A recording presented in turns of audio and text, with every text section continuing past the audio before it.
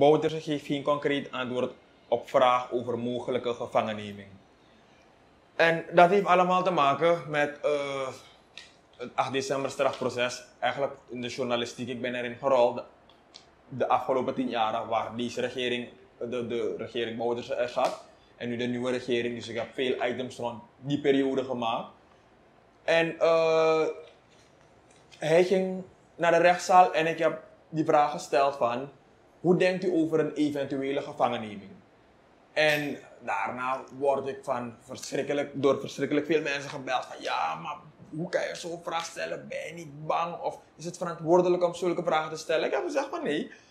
Dus hij gaat naar de rechtszaal, hij komt eruit en ik zie daar reden genoeg om de vraag te stellen, want het speelt in de samenleving van oké, hoe denkt u nu erover, hoe dacht hij toen erover? En ik heb dan de vraag gesteld en het zegt, ja, natuurlijk, niet ieder stelt dan zulke vragen op prijs, maar bij mij gaat het niet om de persoon die ik de vraag stel, het gaat om eigenlijk wat er speelt op dat moment. En als het toevallig die persoon is, of als het toevallig een andere persoon is, ik ga die vraag stellen, ik maak mijn overweging, ik kijk van oké, is de timing goed, kan ik het nu doen? En dan shoot ik en ik heb die vraag gesteld van hoe je dacht over een eventuele gevangenneming. Ja, maar als deze kritiek op je afkomt, moet je het ook de kritiek of de bezorgdheid analyseren. Dat betekent, dat is maar vrede dibri. Vrede dibri sani. Ja, dat is ook een analyse die men zo... Want dan zie je dus dat het leeft bij de samenleving, dus dat... Maar dat kan dus sawan of nanga uni. Dus zo analyseer ik de dingen hoor. Dus, dus niet alleen, meneer Bouterse natuurlijk, zit er ook mee. Want hij zit in een moeilijk parket. En je kan hem niet kwalijk nemen dat hij alleen maar zal antwoorden wat hem goed uitkomt. Want elk verkeerd antwoord of onduidelijk antwoord kan in zijn nadeel uitwerken. Dus als verdediging mag hij doen wat hij wil. Maar dan zie je ook hoe de samenleving denkt toch? Dus dat de vrede man. Ja.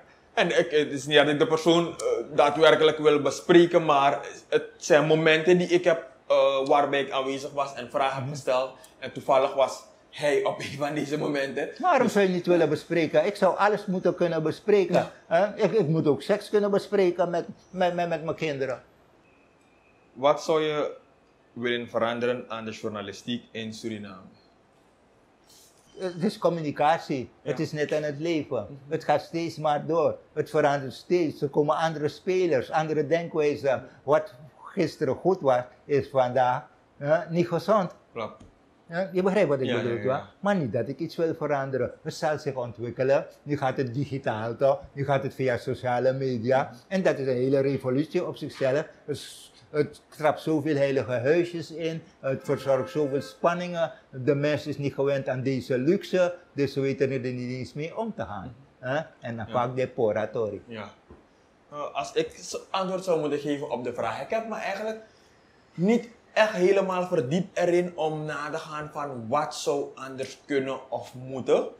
Maar ik denk dat we het in Suriname redelijk goed doen. En ik zeg natuurlijk is er voor alles verbetering nodig. Maar op dat gebied, om eerlijk te zijn, heb ik me niet goed genoeg verdiept om aan te geven van oké, ja, dit zou misschien een beetje anders moeten of we moeten dit professionaliseren, et cetera. Dat gewoon doen. Ja. Ik heb, wat anders moet kan ik wel zeggen in mijn verslaggeving. Ik heb vreselijke fouten gemaakt. Niet fouten, maar ik heb verkeerde stappen gezet. Vroeger, dat heb ik ook bij de West geleerd. Dus dat is ook praktijk. En ik heb scoren in de journalistieke school, dokter, meester, professor in de verslaggeving. Maar je hebt kleine tjoekoes geleerd in de praktijk. Toen ik bij de West werkte, wist ik de kop te slaan op een kleine tape recorder. Toen wil ik ermee gaan. Meneer Hoffel kon tegen me, nee. Hij heeft gezegd op de eerste plaats dat hij gaat 2 uur duren. Nou begint het om 10 uur, dan ben je 12 uur, half 1 terug op kantoor. Dan moet je voor half 3 je artikel terug hebben. Dan moet je nog die band gaan beluisteren.